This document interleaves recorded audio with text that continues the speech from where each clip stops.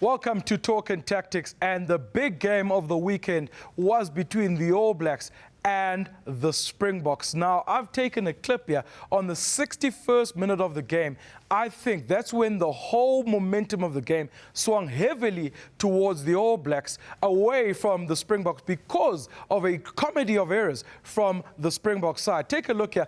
It's a scrum 5 meters away from the All Blacks try line. The first thing that I noted in the scrum was that Skalkberger, the captain, was scrumming at 8. Now, we know that Skalkberger is a flanker, but he was selected there.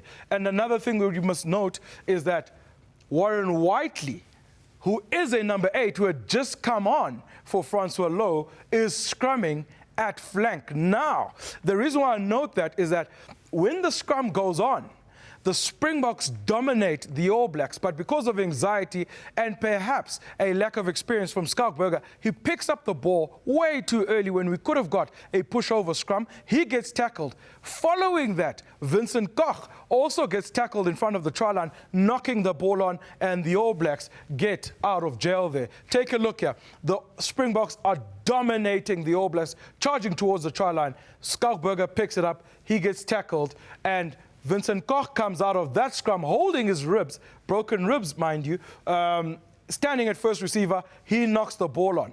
Now, there was 2 errors that had a big say in the outcome of this game. But then, Vincent Koch is taken off for an injury, and Trevor Nyakane comes on. Now, take a listen to this audio.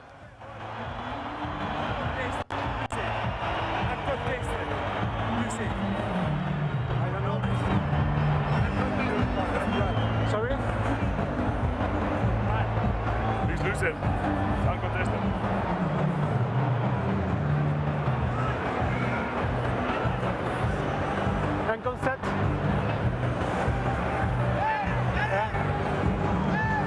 Captain. Contest round. Okay. Stop left. Okay. You can clearly hear, as the South Africans, who first note that Trevor Nyakane is a loose head, and it should be uncontested scrums. Now, Jerome Garces goes to his 5th official for confirmation of what the Springbok forwards said. And he asked, should these scrums be uncontested? The 5th official comes back to him and says, yes, he's a specialist loose head prop, and it should be uncontested. At that point, Jerome Garces then calls Richie McCaw and Skalkberger and says, scrums, uncontested, he's a loose head prop.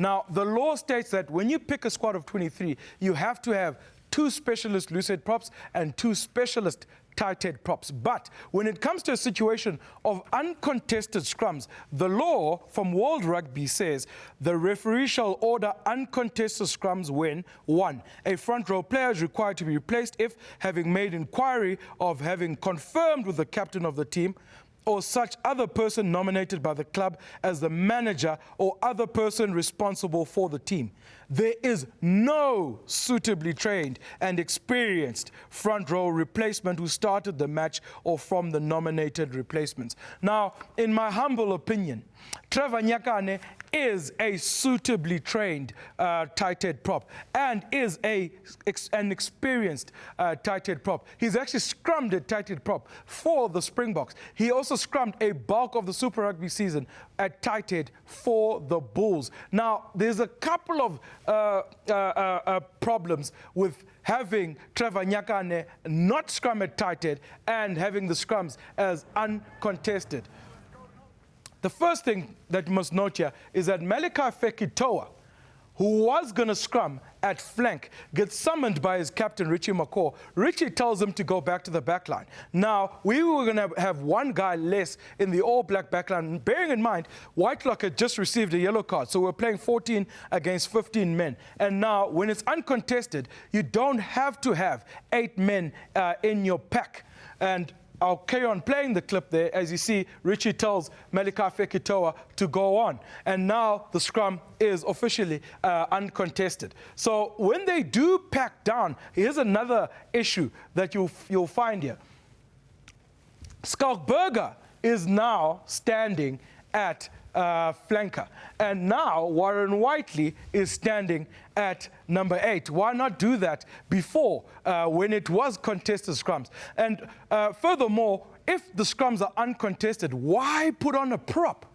Could have put on Adrian Strauss, could have put on any other quicker player on the field, but they opted to go for Trevor Nyakane. No pressure on Lima Sopowanga standing at the back because we can't get a shoulder because it's uncontested scrums. So the flank can't rush up to him. No pressure on Aaron Smith, who ends up actually kicking the ball from there. So it was a whole lot of errors that happened in this game at this very, very point. It was very disappointing to see.